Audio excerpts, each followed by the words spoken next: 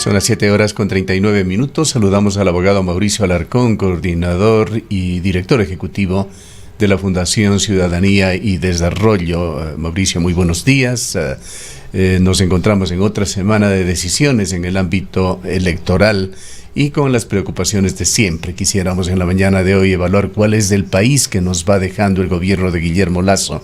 ¿En qué medida se cumplió con las expectativas que este candidato hoy presidente generó? Buen día, Gustavo, un saludo para ti y para nuestra audiencia. Mira que incluso aquella oferta de aumentar el salario básico hasta los $500 no se va a poder cumplir porque el presidente no terminará el periodo para el que fue electo por decisión propia. Quedamos con una promesa cumplida a medio camino, no se diga de aquellas vinculadas a la vivienda, a la salud, a la educación, a la vialidad, o a cuestiones que quizá no las sentimos en el día a día, pero que generan un impacto importante en los ciudadanos, como el referido a la economía no macro, sino micro, y también a los temas de transparencia, integridad y lucha contra la corrupción. Recordemos que hasta hace muy poco, Gustavo, antes de que se disuelva la Asamblea, nos decían que 2 años son insuficientes para poder hacer algo, para poder ver resultados. Pero hoy que ya están de salida, el discurso ha cambiado y nos intentan decir que por poco y dejan un país viabilizado al desarrollo, algo que si contrastamos con el plan de gobierno del presidente, queda una deuda enorme. ¿Cómo se perfila, por otra parte, este proceso electoral? La situación del país, por supuesto, trae consecuencias, invita a la población a reflexionar. Se espera que esto traiga, ojalá, un aspecto positivo en materia del voto y no vaya a ser esta elección que viene para peor. Estamos viendo aún cuestiones inciertas respecto de las listas, tanto para asambleístas nacionales como para asambleístas provinciales. Incluso podríamos decir que hay alguna incertidumbre por cuanto aún restan 3 binomios de ser formalmente calificados por el Consejo Nacional Electoral, pero lo cierto es que la responsabilidad mayor, Gustavo y amigos, la tenemos nosotros al momento de rayar la papeleta, elegir a los mejores, elegir a personas con integridad, con ética, con principios, personas que además no han alquilado, rentado o comprado una organización política para poder ser candidatos, personas que manejen coherencia entre lo que dicen y lo que han practicado en su vida, y sobre todo, personas que no nos presenten cuestiones irrealizables. El gobierno que viene, lo sabemos bien, quizá esté en funciones 1 año 4 meses, 1 año 5 meses, y pues durante ese tiempo lo mejor que se podría proponer al país es estabilidad, calma y tratar de que la situación vuelva a un cauce relativamente ordinario. En 1 año y medio es muy difícil, Gustavo, y tú lo sabes, revertir la situación de inseguridad que vive el país, no se diga, en 1 año y medio generar empleo para mejorar la situación económica de los ecuatorianos, o poner fin, como algunos hablan, a la corrupción que está enquistada de la peor manera en la institucionalidad pública. Hay mucho por hacer, sí, pero cuidado con sobredimensionar las expectativas para después exacerbar el ánimo de la gente frente a promesas incumplidas. Además, abogado Alarcón, quizás este 1 año y medio como máximo que tendría para gobernar quien asuma el poder luego del proceso electoral del 20 de agosto, será un tiempo para campaña electoral. Ya la gente no está hablando únicamente de este 1 año y medio de gobierno, sino se está proyectando al 2025. Y Rosana, buen día, eso era para esperarse.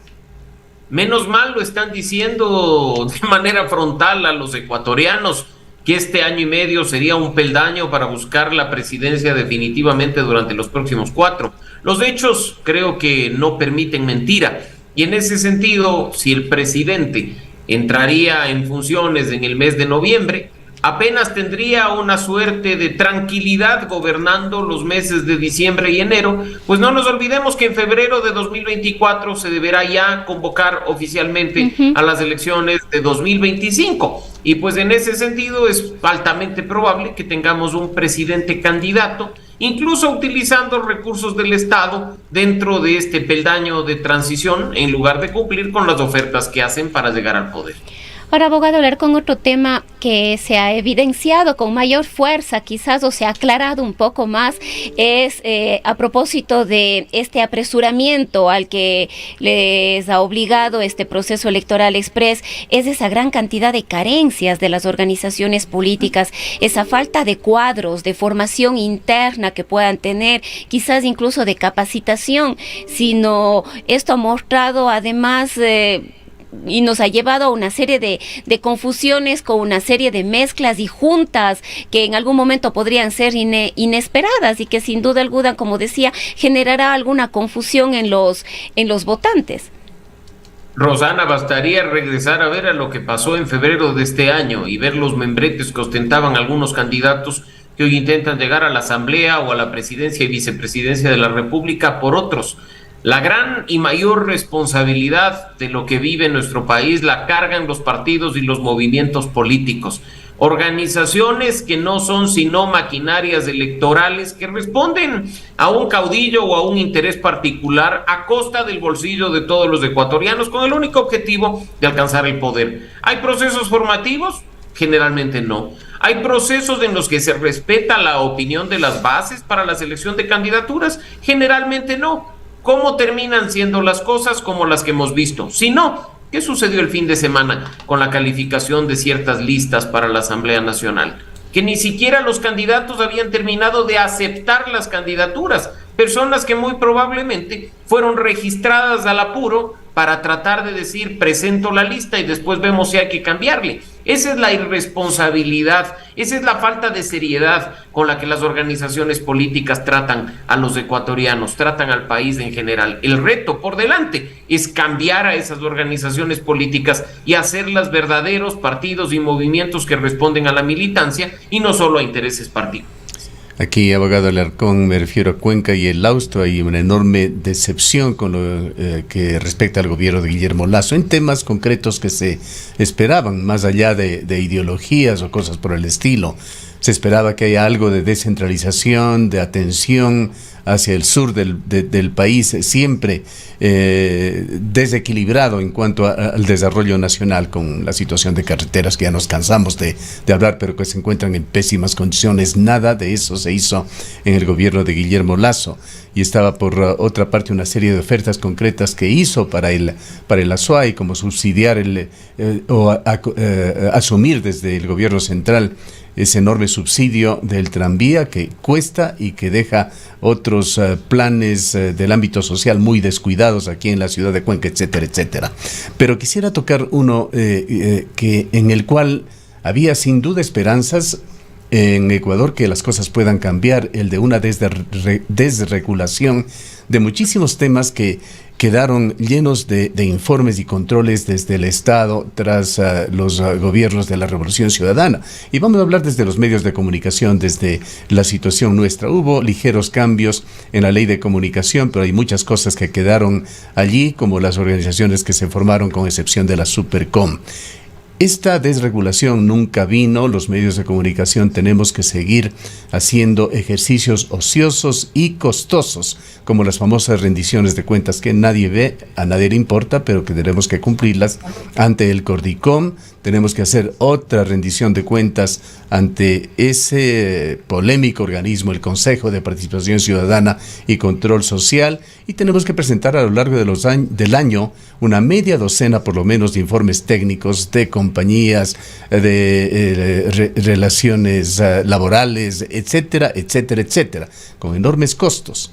Todo esto lo que hace en buena medida, sin desconocer que algunos son necesarios y sí deben existir, pero otros no son sino un pretexto para mantener y sostener esa gigantesca burocracia del país que absorbe unos 10,000 millones de dólares anuales. Esto es 1/3 del presupuesto nacional y que es 3 veces más que los presupuestos de inversión en el país.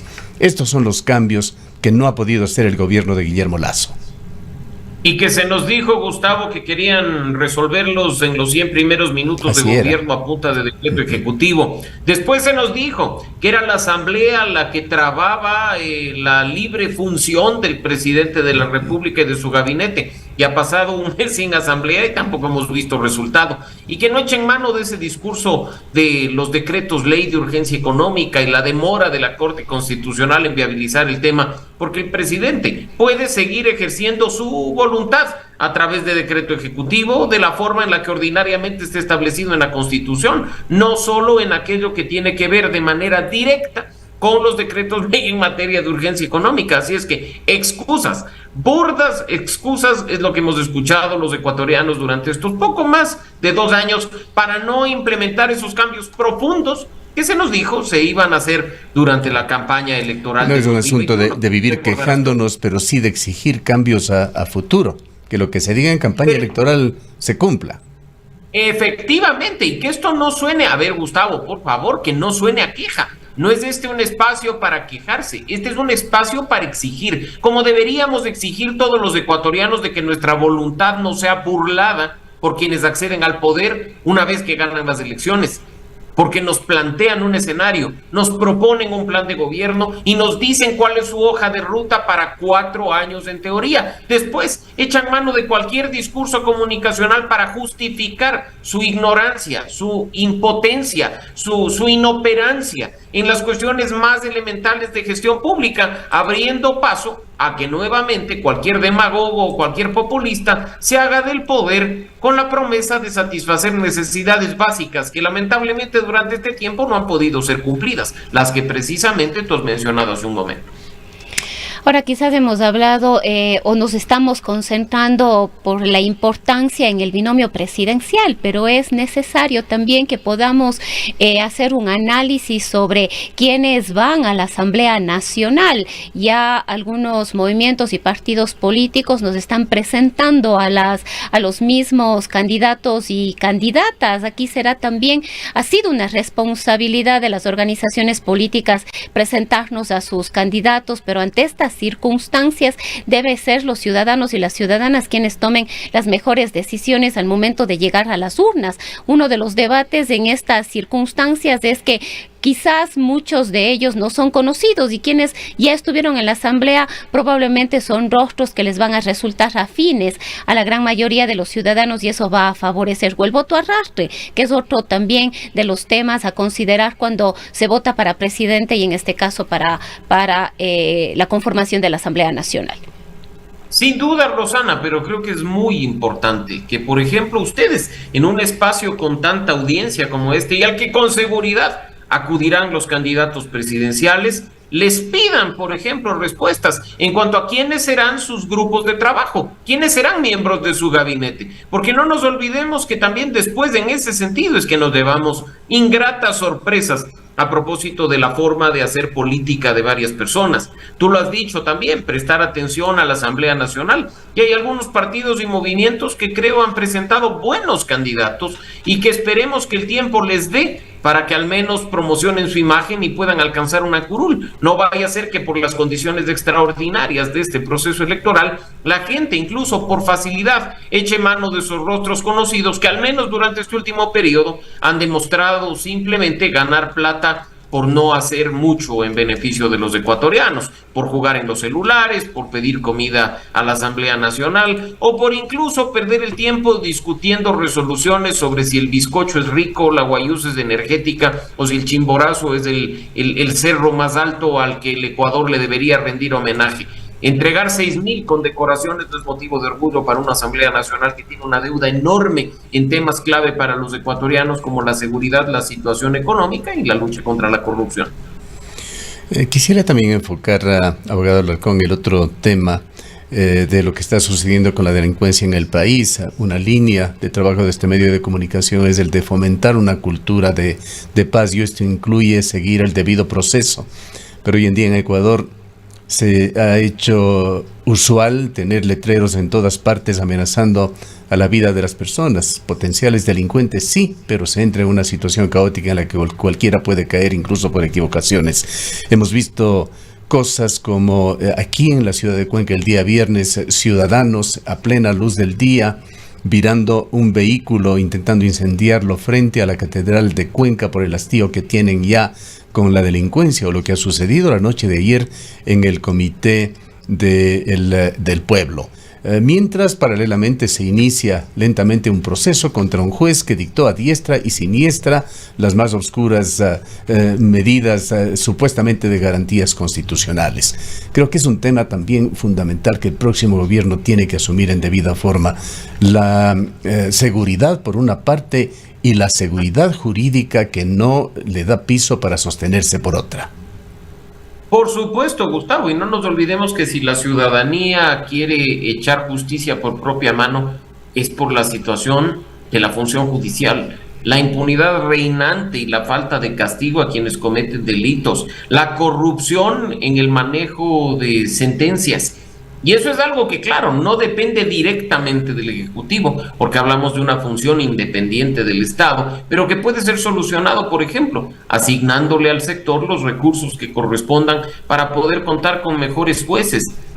Impulsar además procesos de denuncia cuando las decisiones que estos tienen vulneran derechos fundamentales o vulneran esa seguridad jurídica que tú hablabas.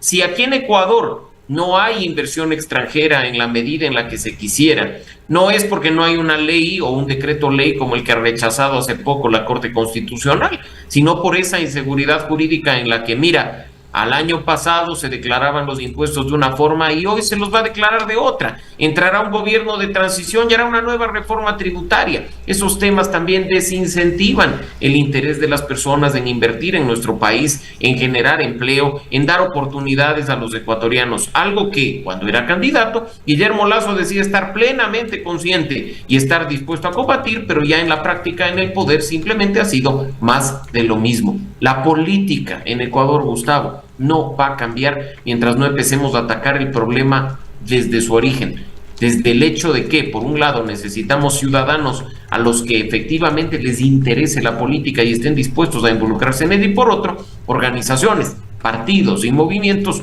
que hagan el trabajo que les corresponde y no sean simplemente maquinarias electorales para acceder al poder. Hablando sobre estos temas, quisiera compartir con usted y nuestros oyentes las palabras de William Terán, presidente del Consejo de la Judicatura, quien estuvo el día viernes en una reunión de jueces aquí en la provincia para profundizar justamente sobre este tema de la seguridad jurídica, el papel que están cumpliendo los jueces, la función judicial en Ecuador. Escuchamos esto y enseguida retornamos con usted. El presidente del Consejo Nacional de la Judicatura, William Terán, en su visita a Cuenca se refirió a la situación actual de la función judicial en el país. Cuenca en el presente atestigua el desarrollo de la segunda cumbre de tribunales y cortes de justicia del país. Conglomerados pues y preocupados siempre por dar un mejor servicio, los jueces a nivel nacional se han dado una cita y un encuentro para tratar sobre las garantías jurisdiccionales. El déficit no solamente es de Azuay, a nivel nacional la función judicial ha sido abandonada por el Poder Ejecutivo. La indolencia en marcha de no asignar lo que realmente se merece la función judicial, y no es para la función judicial, sino para un servicio ciudadano. Imagínense que ese déficit rebasa capacidades humanas. Mario Blum falleció hace 3 semanas, 5 años pidiendo jubilación y falleció sin recibirla, y todavía no hay la carga presupuestaria que debe de asignar el Estado por obligación. Actualmente el déficit presupuestario está eso en documentos, rebasa $250 millones. En personal, igual, si el Ecuador necesita un servicio óptimo y oportuno, hacen falta alrededor de 1,000 jueces. Es voluntad política. La responsabilidad rebasa las capacidades humanas de los ciudadanos, es voluntad política. El pueblo será el que sepa decidir o juzgar a quienes se presenten. Terán también se refirió a la situación de inseguridad a la que se ven expuestos miembros de la función judicial. Ataques a jueces, a ingresos arbitrarios, ilícitos, fiscales. Justo hoy día hicimos un minuto de silencio por ello, es una penubria. Imagínense que ni siquiera hay escoltas policiales en las unidades judiciales. No hay ese presupuesto para por lo menos garantizar una seguridad privada. Todo está atado. Es hora de que el Ecuador despierte la conciencia de que ha habido una mañosa campaña de desprestigio contra la función judicial para sembrar temor ciudadano.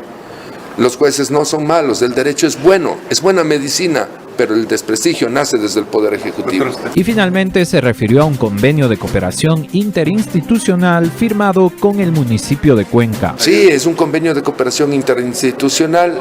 Las autoridades, los servidores públicos estamos en la obligación de interactuar, de comulgar las acciones para la satisfacción de los derechos. Aplaudo la buena gestión del señor alcalde, que por lo menos a través de estos convenios nos va a colaborar para el adesentamiento. Este expresó William Terán.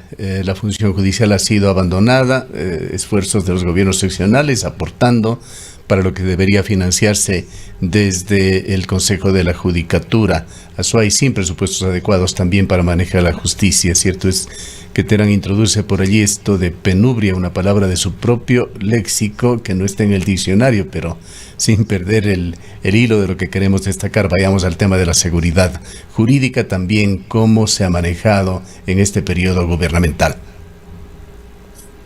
De nuevo, Gustavo, cuando no se da estabilidad a las normas, cuando se depende más de los criterios personales que de lo que dice la Constitución y la ley, o cuando se toma decisiones más allá de la Constitución y la ley, diciendo que se están anteponiendo intereses generales, colectivos o en beneficio del país, estamos generando inseguridad jurídica. Y esto que se escucha, se ve, se dice, es una práctica recurrente durante los últimos años.